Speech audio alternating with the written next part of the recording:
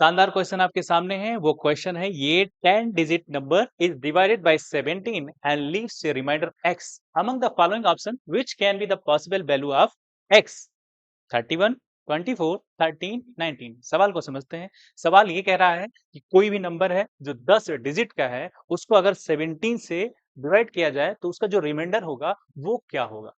सवाल में कहीं ये नहीं कहा गया है कि वो 10 डिजिट का छोटा नंबर है या 10 डिजिट का बड़ा नंबर है।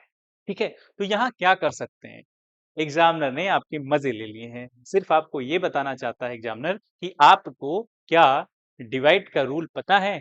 किसी भी संख्या को अगर डिवाइड करते हैं वो आपको मालूम है।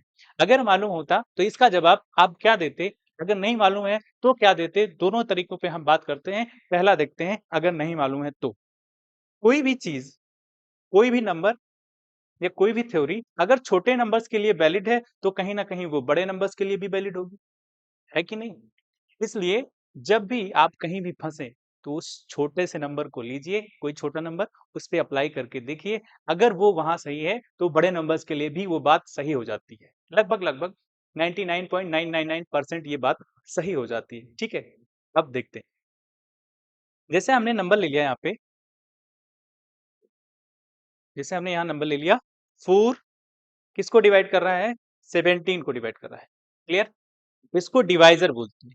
किसको, इसको डिवाइजर बोलते हैं, इसको डिविडेंड बोलते हैं।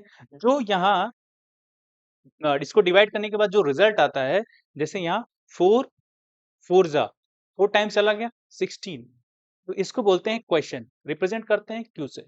ठीक है, अब यहाँ 17 से 16 गया तो कितना बचा 1, ये क्या है, रिमाइंडर।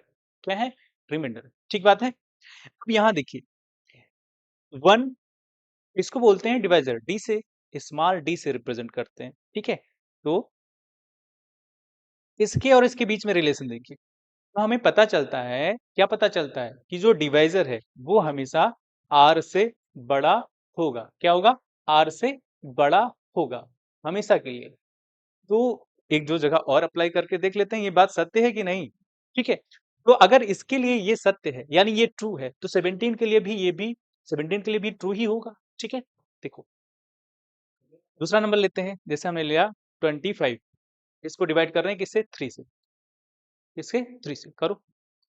3 8 जा 24, 3 8 जा कितना होगा 24। यहाँ भी रिमाइंडर कितना आ गया, 1 ही आ गया रिमाइंडर। कितना आ गया रिमाइंडर, 1। ये भी क्या है, डिवाइजर से छोटा है, डिवाइजर से छोटा है यानी 3 से छोटा है। अगर ये नंबर यानी ये जो रिमाइंडर आ रहा है अगर बड़ा नंबर आता तो क्या होता, बड़ा नंबर आ जाता तो क्या होता। जैसे यहाँ पे देखते हैं, यहाँ भी देखेंगे, अगर बड़ा नंबर आ जाता, जैसे यहाँ पे 1 आ रहा है, 1 के अलावा इस नंबर से बड़ा, किससे, डिवाइजर से बड़ा नंबर आ जाए, आ जाए, चलो आ जाता है। मान लो यहाँ 6 आ गया, ये 6 डी से बड़ा है कि नहीं। तो यानी एक बार और आप भाग करते, यानी एक बार और ये चला जाता, कितनी टाइम्स, 1 टाइम्स और चला जाता, तो ये 4, यहाँ कितना बचता 2। अब ये रिमाइंडर हो सकता है, क्यों हो सकता है, क्योंकि यहाँ यहाँ डिवाइजर और इसमें क्या रिलेशन है, डिवाइजर बड़ा है रिमाइंडर छोटा है, डिवाइजर बड़ा है रिमाइंडर छोटा है। यहाँ देखते हैं, अगर ये 1 है, ये 1 है, आएगा ही 1। ठीक है, अगर ये डिवाइजर से बड़ा हो जाता, बड़ा हो जाता तो वो एक बार और डिवाइड कर रहा होता। बात समझो, यहाँ 1 है, अगर हम इसको यहाँ 4 लेते, अगर यहाँ इसको सब्ट्रैक्ट करने के बाद 4 आता तो क्या होता, तो ये 3 एक बार और चला जाता है। कितनी बार, एक बार और चला जाता, तो 3 डिवाइड करते, उसके बाद 1 आता रिमाइंडर, क्या था, 1 आता।